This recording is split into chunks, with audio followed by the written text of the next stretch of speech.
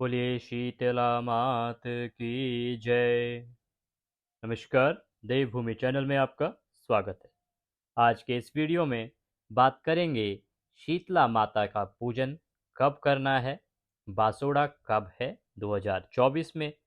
साथ ही जानेंगे किस प्रकार से आपको शीतला माता की पूजा करनी है, भोग में क्या लगाना है, बासा खाना कब बनाना है, किस प्रकार से बनाना है, और सबसे महत्वपूर्ण बात, शीतला माता की कथा क्या है। अगर आपके यहाँ व्रत होता है तो व्रत कथा क्या है, वह कथा सुनना क्यों आवश्यक है। दो पौराणिक कथाएं हैं, दोनों ही कथाएं आपको आज के इस वीडियो में हमारी तरफ से सुनाई जाएंगी। तो आइए बढ़ते हैं वीडियो की तरफ।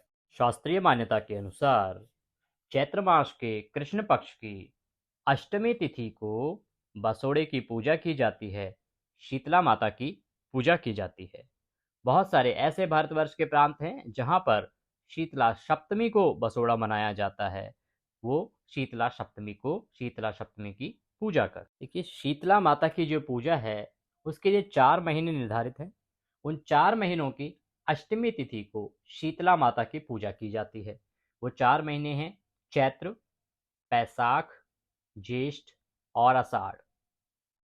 इन 4 महीने के कृष्ण पक्ष की जो अष्टमी तिथि होती है उसको शीतला अष्टमी के नाम से जाना जाता है, और उस दिन शीतला अष्टमी पर माँ शीतला की पूजा करने का प्रावधान है। इन 4 महीने के 4 दिन का व्रत करने से शीतला जनित जो बीमारियां हैं वो सभी नहीं होती हैं। अगर किसी को हैं तो उनसे उन्हें छुटकारा मिल जाता है। इस पूजन में शीतल जल और बासी भोजन का भोग लगाया जाता है। श्रद्धालु शीतला अष्टमी का व्रत रखकर माता की भक्ति करके अपने परिवार की रक्षा के लिए माता से प्रार्थना करते। इस वर्ष शीतला अष्टमी कब है और पूजा किस समय करनी है, ये बताएंगे आपको आगे। इससे पहले पूजा विधि के बारे में जान लेते हैं। ऐसा माना जाता है कि शीतला माता भगवती दुर्गा का ही एक रूप है। भारतीय उपासना पद्धति जहां मनुष्य को आध्यात्मिक रूप से मजबूत करती है, वहीं शारीरिक और मानसिक रोगों को दूर करने का भी इसका एक उद्देश्य होता है। कहा जाता है कि गर्मी के दिनों में शरीर में अनेक प्रकार के पित्त विकार भी आरंभ हो जाते हैं। ऐसी मान्यता है कि शीतला अष्टमी का व्रत रखने से छोटी माता का प्रकोप नहीं होता है। शीतला सप्तमी और शीतला अष्टमी व्रत मनुष्य को चेचक के रोगों से बचाने का एक प्राचीन काल से चला आ रहा व्रत है। बहुत पौराणिक समय में भी जब किसी को चेचक होता था तो शीतला माता की पूजा की जाती थी। आज भी आपने देखा होगा, सुना होगा, आपके घर में जो बूढ़ी दादी नानी हैं वो आज भी अगर किसी को चेचक होता है तो उसको सलाह देते हैं कि आप शीतला माता की पूजा करो, ये ठीक हो जाएगा। आयुर्वेद की भाषा में अगर बात करें तो आयुर्वेद की भाषा में चेचक का नाम शीतला कहा गया है। अतः इस उपासना से शारीरिक शुद्ध, मानसिक पवित्रता और खान पान की सावधानियों का संदेश मिलता है। क्योंकि इस समय से गर्मी का समय आरंभ हो जाता है, तो अगर हम शारीरिक रूप से शुद्ध नहीं रहेंगे, मानसिक रूप से ठीक नहीं रहेंगे, खान पान पे सावधानी नहीं बरतेंगे, तो हमें बीमारी होने का खतरा बढ़ जाता है। व्रत में अष्टमी के दिन कलश स्थापित कर माता का पूजन किया जाता है। प्रार्थना की जाती है कि चेचक, गलघोंटू, बड़ी माता, छोटी माता, तीव्र दाह, दुर्गंध युक्त फोड़े, नेत्र रोग, शीतल जनित सभी प्रकार के जो दोष हैं, शीतला माता की आराधना पूजा करने से दूर हो जाएं। इस दिन शीतला के स्तोत्र का पाठ करना चाहिए। शीतल जनित व्याधियों से पीड़ित जो भी व्यक्ति है उसके लिए वह बहुत अधिक हितकारी है। स्तोत्र में भी स्पष्ट उल्लेख है कि शीतला दिगंबर है, गर्दभ पर आरूढ़ है, शूप, मार्जनी और नीम पत्तों से अलंकृत है। इस अवसर पर शीतला माँ का पाठ करके निरोग रहने के लिए प्रार्थना की जाती है। पूजा किस प्रकार से करनी है? शीतला अष्टमी वाले दिन सुबह आप उठ के सूर्य उदय से पहले शीतला माता की पूजा के लिए जाएंगे। आपको एक रात्रि पूर्व शीतला माता के भोग के लिए जो भोजन है वो तैयार रखना होता है, भोजन बना के रखना होता है, और अगले दिन शीतला अष्टमी या शीतला सप्तमी जब भी आपके यहाँ पूजा होती है उस दिन उसी प्रसाद को ग्रहण करना होता है। तो बासोड़े के दिन सुबह एक थाली में रबड़ी, जो कि मुख्य रूप से राजस्थान, हरियाणा और यूपी के क्षेत्रों में प्रचलित है, वो बाजरे के दलिए की राबड़ी, वो कुछ लोग राबड़ी कहते हैं, रबड़ी कहते हैं, वो लेनी होती है। रोटी, चावल, रौली, मौली, मूंग के छिलके वाली दाल लेनी है, हल्दी लेनी है, एक गुलरी, बड़कुल्ले की एक माला होती है ना, जब आप होली पे आप गए होंगे, होली की पूजा करने के लिए, तो उसमें बड़कुल्ले की माला आप जो है 3 मालाएँ लाते हैं। आपने चढ़ा दी होगी एक वहाँ पे, एक माला आपको अभी लेके जानी होती है, वो होली के समय आप ले आते हैं, उसकी पूजा कर लेते हैं और उसके बाद आप उसको आज शीतला माता की पूजा के लिए भी लेके जाते हैं। साथ में एक शीतल दिया लेके जाएँगे, जिसको आप वहाँ पे प्रज्वलित नहीं करेंगे। ये सब सामान एक थाली में रखेंगे। आपके घर के जितने भी मेंबर हैं, जितने भी सदस्य हैं, उनका हाथ इस पे लगवाइएगा। जो भी हमारी माताएँ-बहनें हैं, वो पूजा के लिए लेके जाएँगी। हमारे पिछले वीडियो पर एक सवाल आया था कि कुछ प्रांत ऐसे हैं भारतवर्ष के जहाँ पर महिलाएँ नहीं, पुरुष जो हैं वो शीतला माता की पूजा करते हैं। तो देखिए, इसका यही है कि भिन्न-भिन्न प्रांतों में भिन्न-भिन्न प्रकार से पूजा की जाती है। विधान वही है, भोग वही लगाया जाता है। कहीं पुरुष प्रधानता ज़्यादा रही थी, कुछ क्षेत्रों में तो वहाँ पुरुष जो हैं अभी भी पूजा करते हैं। कुछ ऐसे क्षेत्र हैं जहाँ पर कि महिलाएँ करती हैं। मुख्य रूप से इसकी पूजा जो है वो शीतला माता की पूजा के लिए महिलाएँ ही जाती हैं।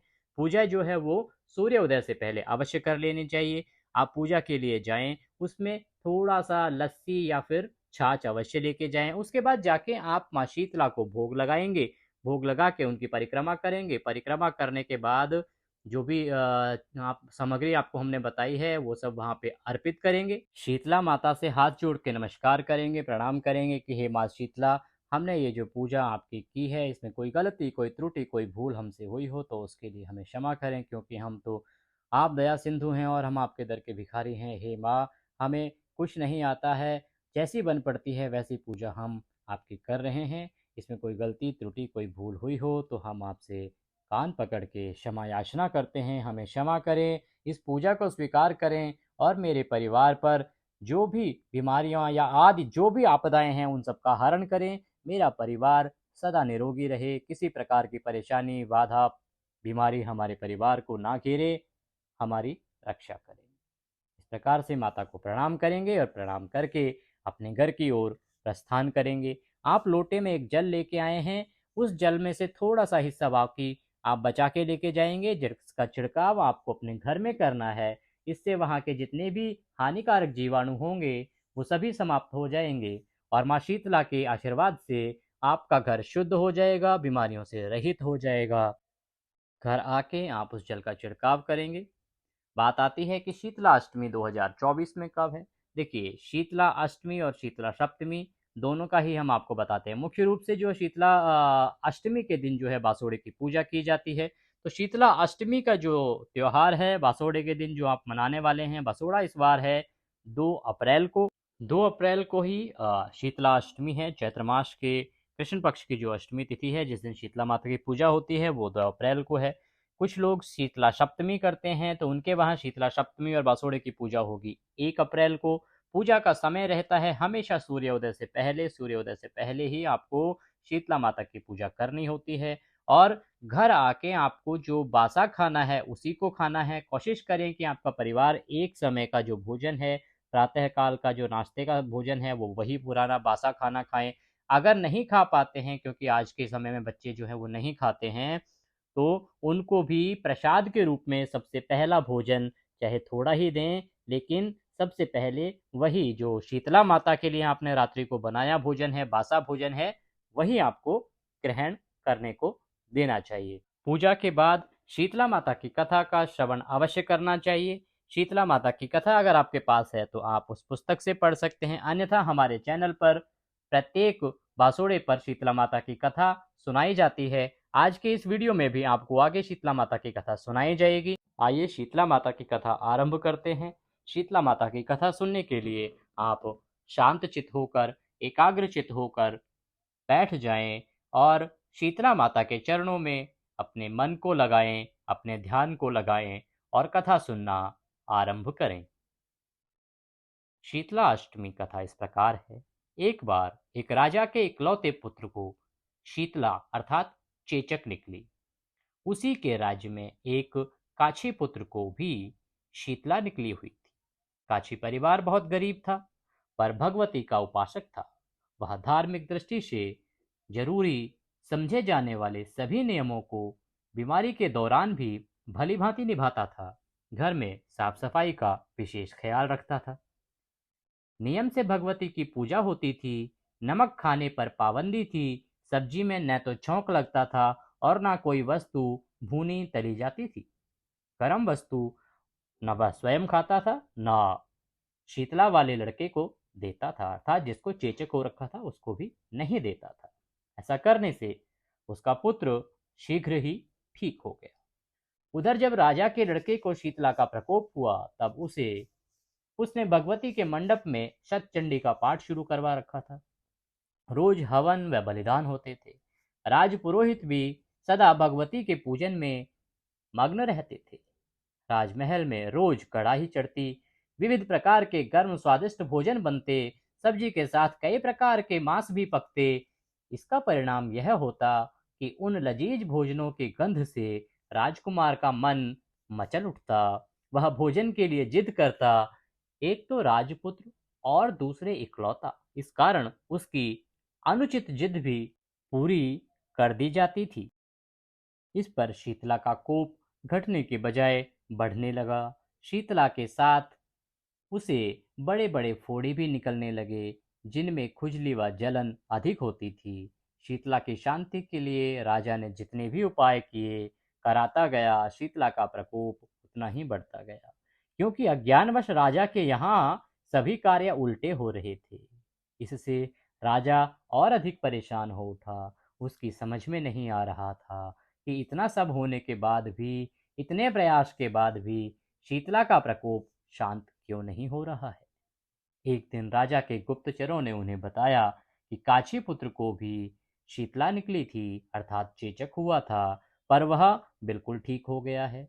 यह जानकर राजा सोच में पड़ गया कि मैं शीतला की इतनी सेवा कर रहा हूँ, पूजा व अनुष्ठान में कोई कमी नहीं है, पर मेरा पुत्र अधिक रोगी होता जा रहा है, जबकि काछी पुत्र बिना सेवा पूजा के ही ठीक हो गया है।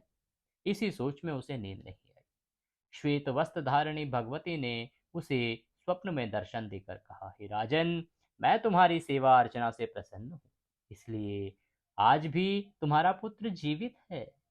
इसके ठीक न होने का कारण यह है कि तुमने शीतला के समय पालन करने योग्य नियमों का उल्लंघन किया है।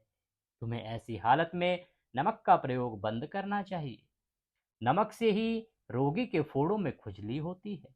घर की सब्जियों में छौंक नहीं लगाना चाहिए, क्योंकि इसकी गंध से रोगी का मन उन वस्तुओं को खाने के लिए ललचाता है। रोगी का किसी के पास आना जाना मना है, क्योंकि यह रोग औरों को भी होने का भय रहता है। अतः इन नियमों का पालन कर, तेरा पुत्र अवश्य ही ठीक हो जाएगा। विधि समझाकर देवी अंतर ध्यान हो गई। प्रातः ही राजा ने देवी की आज्ञा अनुसार सभी कार्यों की व्यवस्था कर दी। इससे राजकुमार की सेहत पर अनुकूल प्रभाव पड़ा और वह शीघ्र ही ठीक हो गया। बोलो शीतला मात की जय। आइए अब एक और कथा सुनते हैं, शीतला माता की कथा। ध्यानपूर्वक सुनिएगा। किसी गांव में एक बुढ़िया रहती थी। वह बसोड़े के दिन शीतला माता का पूजन करती थी और बासी भोजन खाती थी। शेष गांव वाले शीतला माता की पूजा नहीं करते थे। अचानक एक दिन गांव में आग लग गई। बुढ़िया के घर को छोड़कर गांव के सभी घर जलकर स्वाहा हो गए। गांव वालों को बड़ा आश्चर्य हुआ कि बुढ़िया का मकान कैसे बच गया। बुढ़िया के मकान को कैसे आग ने छुआ तक नहीं और वह पूरे गांव को जलाकर भस्म कर गई। सब गांव वाले बुढ़िया से पूछने लगे कि बुढ़िया माई, तुम्हारा घर क्यों नहीं जला? तुम ऐसा क्या करती हो जिससे कि आग ने तुम्हारे घर को छुआ तक नहीं और आसपास के सारे घर जल के राख हो गए? बुढ़िया माई बोली, मैं शीतला माता की पूजा करती थी, उसी के कारण मेरा घर बच गया। तभी से सभी गांव वाले शीतला माता की पूजा करने लगे और बासी भोजन करने लगे। इस प्रकार से बासोड़े की यह प्रथा आरंभ हुई और लोगों में प्रचलित हुई। बोलिए शीतला मात की जय। तो बासोड़े के दिन शीतला माता की पूजा प्रातः काल करनी चाहिए और आपको बासा भोजन करना चाहिए, बासा भोजन प्रसाद रूप में ग्रहण करना चाहिए, माता से प्रार्थना करनी चाहिए। ऐसा करने से और नियमों का पालन करने से आपका परिवार हमेशा निरोगी रहेगा, स्वस्थ रहेगा, किसी तरह की कोई परेशानी आपके परिवार पर नहीं आएगी। वीडियो अच्छा लगा हो तो वीडियो को लाइक अवश्य करें। कमेंट में जय शीतला माता लिखना ना भूलें। इससे माँ शीतला का आशीर्वाद आपको प्राप्त होगा और आपका परिवार हमेशा स्वस्थ रहेगा। चैनल पर नए हैं तो चैनल को सब्सक्राइब करना ना भूलें, क्योंकि सभी ऑथेंटिक जानकारियां जो शास्त्रों पर आधारित हैं वही हमारे इस चैनल पर प्रसारित की जाती हैं, वीडियो में आपको बताई जाती हैं, ताकि आप सही तरीका जान सकें कि पूजा कब करनी है, व्रत कब करनी है, किस प्रकार से त्यौहार को मनाना है, कौन सा व्रत कब है और सही समय क्या है। ये सभी जानकारियां आपको समय से मिलती रहेंगी। इसके लिए आप हमारे चैनल को सब्सक्राइब अवश्य कर लें। आज के इस वीडियो में अभी के लिए इतना ही। अगले वीडियो में फिर होगी आपसे मुलाकात। तब तक के लिए जय शीतला माँ।